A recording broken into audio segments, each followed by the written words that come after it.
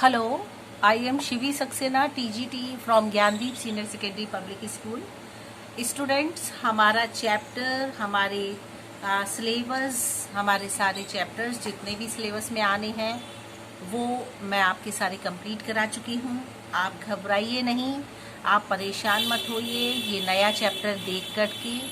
मैं केवल आपको इस चैप्टर की एक्सप्लेनेशन समझाऊंगी, इस चैप्टर में क्या है वो आपको समझाऊंगी। ये चैप्टर आपके सिलेबस से रिलेटेड नहीं है। अभी जो आपका सिलेबस है प्रीवियस, उसमें आप इसको ऐड ना करें, लेकिन हमने आपके लिए केवल मैं समझाने के लिए इस चैप्टर की एक्सप्लेनेशन लेकर आई हूँ। ये आपके एग्जाम से रिलेटेड नहीं है, ठीक है। हमारे पास काफ़ी टाइम है। हम अगर दूसरे चैप्टर्स की थोड़ी थोड़ी एक्सप्लेनेशन अगर समझ लेंगे तो बच्चों हमारे लिए बहुत अच्छा होगा, है ना। और नॉलेज लेने में कोई भी बुराई नहीं है। अगर आप उसको ज़्यादा ले लेते हो, अपनी नॉलेज को बढ़ा लेते हो, सिलेबस से ज़्यादा चले जाते हो, देन नो प्रॉब्लम, कोई दिक्कत नहीं है। बस आपको इसमें कुछ भी लर्न नहीं करना है, कुछ भी आपको अपनी नोटबुक पर नोट नहीं करना है, केवल मेरी बात को सुनना है। Okay students, different ways of life, जीवन के बहुत सारे तरीके, रास्ते, द वैदिक पीरियड एंड कैलकोलिथिक सेटलमेंट्स। इस चैप्टर में आपको ये बताया है बच्चों कि वैदिक पीरियड मतलब जिस समय हमारे वेदों का जन्म हुआ, हमारे वेद हमारे सामने आए, उन वेदों की हमें नॉलेज हुई, वेद क्या इम्पोर्टेंस रखते हैं, हमारी लाइफ में क्या ज़रूरत है उनकी, ये सारी चीज़ें आपको वेदों की इस चैप्टर में मिलने वाली हैं। और कैलकोलिथिक सेटलमेंट्स, कैलकोलिथिक आपको पता है, ये कैलकोलिथिक वर्ड आपने जो एजेस पढ़े थे उसमें आपने कैलकोलिथिक वर्ड पढ़ा था, जिसमें आपने सबसे पहले न्योलिथिक, फिर मेसोलिथिक और उसके बाद आप पैलियोलिथिक, फिर आप आए थे कैलकोलिथिक पर। तो कैलकोलिथिक का मतलब बच्चों आपको याद आ गया होगा, जिसमें कॉपर का यूज किया गया हो, जिसमें मेटल का यूज किया गया है, मतलब इंसान ने सीख लिया था मेटल का यूज करना। वो एज हमारा कैलकोलिथिक एज के अंतर्गत आता था, ठीक है। तो हमारा ये कैलकोलिथिक सेटलमेंट और वैदिक पीरियड, ये दोनों हमारी लाइफ में क्या डिफरेंस लेकर आए, क्या क्या अलग अलग डिफरेंट वेज हुए, रास्ते बनाए गए लाइफ के, तो वो आपको इस चैप्टर में बहुत कुछ ये चैप्टर आपको देने वाला है, ठीक है। तो नया चैप्टर है, इंटरेस्टिंग चैप्टर है, अलग तरीके से आपको इसकी नॉलेज मिलने वाली है। आप सुनोगे, धीरे धीरे करके आप इसके एक एक चीज को समझते चले जाओगे, आपको बहुत कुछ मिल जाएगा, ठीक है। अभी तो हम केवल इसके मेन हेडिंग्स आपको समझाएंगे, उसके बाद आपको इसकी डीप नॉलेज मैं आपको सेकेंड वीडियो में दे दूंगी। ओके, इसमें देखो बच्चों, जो हमारा इंडस सिविलाइजेशन था, कहने का मतलब फोर्थ चैप्टर, इससे पहले वाले चैप्टर में आपने इंडस सिविलाइजेशन जो कि लगभग 1900 BCE टाइम पीरियड की बात थी, उसमें आपने अर्बनाइजेशन देखा था। आपने देखा था कि इंडियन सब कॉन्टिनेंट जो था हमारा, वो लगभग एंड की ओर आ गया था उसका अर्बनाइजेशन। फिर लोग वापस जाने लगे थे गाँव की ओर, क्योंकि हमारा जो सिविलाइजेशन था वो हमारे लिए टोटली हमारे लिए डिस्ट्रॉय हो चुका था।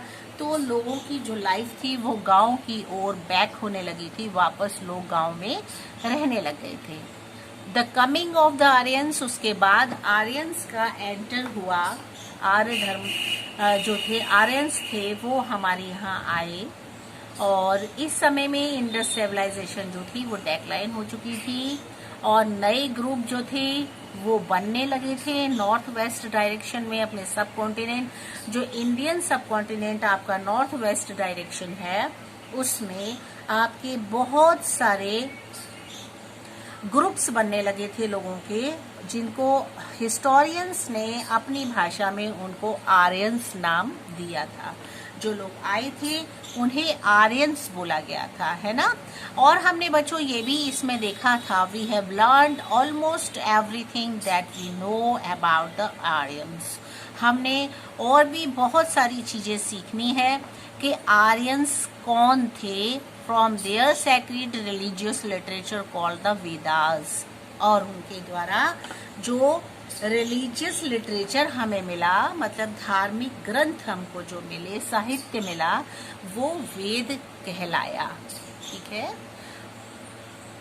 और ये जो पीरियड था इंडियन हिस्ट्री में, इसीलिए इस पीरियड को वैदिक पीरियड कहा जाता है, क्योंकि यहाँ पर इस समय में वेदों का उदय हुआ था। इस समय वेद हमारे सामने आए थे, हमने उनको जाना था और आर्यंस इनको लेकर आए। ये हमारा, इसलिए इस टाइम पीरियड को वैदिक पीरियड कहा जाता है, ठीक है। अब आपको इतना तो क्लियर हो गया होगा। फिर आप देखोगे तो where did they come from, वो कहाँ से आए थे, ये आपका क्वेश्चन है। तो ये कैस्पियन सी जो सदर्न रशिया है वहाँ से ओरिजिनेट हुए, वहाँ से ये आए थे। दे वर बेसिकली पेस्टोरलिस्ट, ये ज़्यादातर कैटल्स को के द्वारा वो अपना काम करते थे, उनको लेकर आए थे। और when pasture land became scarce in their homeland, groups of Aryans are believed to have left their homeland in search of fresh pasture for their cattle. क्या हुआ था कि वो अपने जो होमलैंड था वहाँ से ये यहाँ आए और आर्यंस ऐसा बिलीव करने लगे कि जो यहाँ की ज़मीन है ये कृषि के लिए बहुत अच्छी है और यहाँ पर बहुत अच्छा खेती की जा सकती है। Some groups went westwards towards Europe and some moved through Persia and Afghanistan to India. इस तरह से चारों ओर ये जो थे अलग अलग डायरेक्शन में ग्रुप्स बना करके ये फैल गए और अफगानिस्तान से इंडिया की ओर ये आ गए, ठीक है। मैं आपको मैप में भी दिखाऊंगी कि कहाँ पर हमारा कैस्पियन सी है एशिया के मैप में। अभी नहीं, मैं आपको बाद में ये ज़रूर दिखाऊंगी। और आर्यंस जो थे वो इंडिया में कहाँ से आए थे वो भी आपको जगह इंडिकेट कराएंगे। The Aryans spoke a language which is believed to be root of Greek, Persian, Sanskrit and German, ठीक है। आर्यंस जो होते थे वो जिस भाषा को, लैंग्वेज को यूज करते थे, ऐसा लगता था जिसमें कि सभी भाषाओं की मिक्सचर है, जैसे कि ग्रीक, पर्शियन, संस्कृत, जर्मन, इन सब की थोड़ी थोड़ी लैंग्वेज उनकी लैंग्वेज में दिखाई देती थी। और बहुत सारे वर्ड कॉमन थे between these languages. In languages में बहुत सारे वर्ड्स उनके कॉमन थे जो कि वो यूज किया करते थे। For example the word for mother, जो मदर वर्ड है उसको वो मैटर, जो लैटिन वर्ड होता है मैटर, उससे बना है। इन ग्रीक में बोलते हैं इसको मटर, एंड जर्मन में बोलते हैं मात्र, इन संस्कृत में मात्र बोलते हैं। The word of father is pater in Latin and Greek, vater in German and pitr in Sanskrit. Okay, इस तरीके से एक वर्ड को अलग अलग भाषाओं में भी बोला जाता है। इसके बाद आप देखते हो इस चैप्टर में बताते हैं कि the Aryans bought with them the horse and horse drawn chariot, two things which were relatively unknown in the Indian subcontinent. जो आर्यंस थे वो दो चीज़ों पर बहुत महत्व देते थे, एक हॉर्सेस पर और हॉर्सेस ड्रॉन चैरियट, मतलब उनके बनाई हुई जो घोड़ों की जो वो होता है, गाड़ी होती है जिस पर वो लेकर के युद्ध किया जाता है। आप देखो इसमें ये है, तो इसको उन्होंने इम्पोर्टेंस दी और उन्होंने इंडियन सबकॉन्टिनेंट में इसको लाके शामिल किया। They are also believe to have bought the use of iron into India, और उन्होंने ये भी विश्वास किया कि जो आयरन है वो इंडिया में इन चीज़ों के लिए बहुत अच्छा है, यूज़ करना चाहिए, उससे बहुत सारी चीज़ें बनाई जा सकती हैं। Hence their arrival marks the beginning of the iron age in northern India. इस तरीके से जो नदर्न इंडिया है वहाँ पे आयरन एज का स्टार्टिंग हो गई मतलब वो आयरन का यूज करना लोगों ने शुरू कर दिया इस तरीके से। What is the evidence for the coming of the Aryans? कौन कौन से एविडेंस हैं, मतलब सबूत हैं आर्यंस के आने के। तो मतलब ये हमारे यहाँ आए बच्चों, तो इन्होंने क्या क्या ऐसा किया या क्या पता चला कि इन्होंने हमारे यहाँ एंटर किया। There is some archaeological evidence of this period. इस समय के बहुत सारे जो हिस्टोरियंस थे, आर्कोलॉजिस्ट थे, उन्होंने एविडेंसेस दिए हैं इस समय के पीरियड के कि आर्कोलॉजिस्ट ने ये दर्शाया, दिखाया कि 2 तरह की पॉटरी का वो लोग यूज किया करते थे, that are believe to be associated with the Aryan settlers. इससे ये पता चलता है कि आर्यंस किस तरीके से सेटल हुआ करते थे, सेटलर्स लाइफ उनकी कैसे हुआ करती थी। One is black and red ware. एक जो थी उनकी पॉटरी वो ब्लैक और रेड कलर की थी, जिसे BRW भी कहते हैं। Found in the Indo Gangetic divide and the upper Ganga Yamuna dot the land between 2 reverse. 2 reverse के बीच की जगह को कहा जाता है डोंट, ठीक है।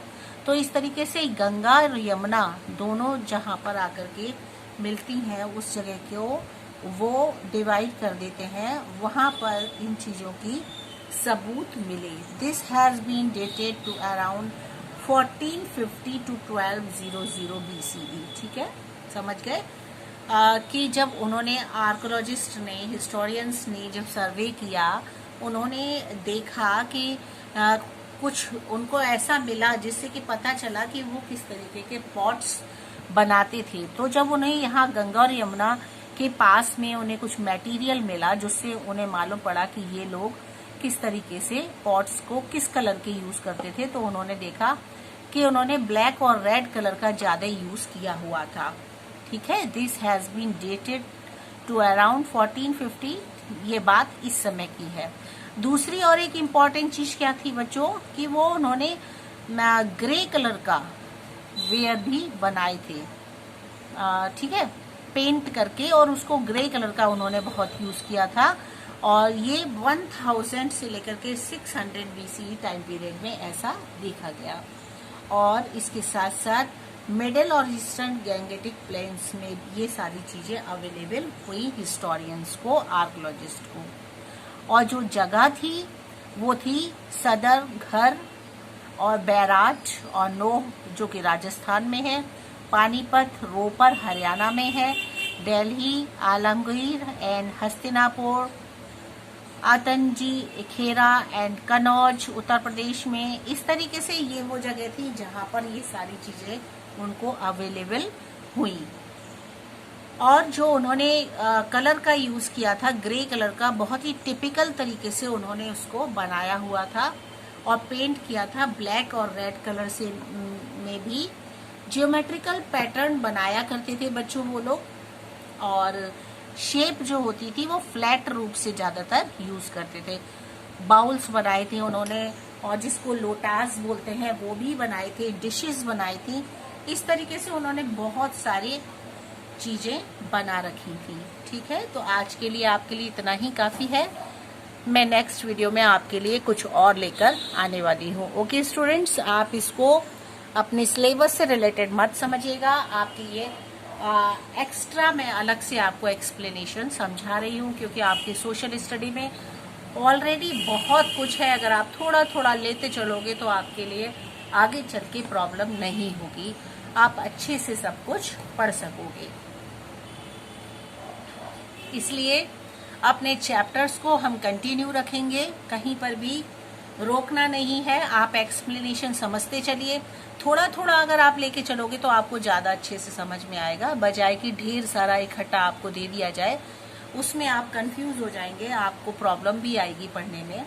और जब आप इस तरीके से थोड़े थोड़े पॉइंट्स को समझते चलोगे तो आपको सारा कुछ क्लियर होने लगेगा।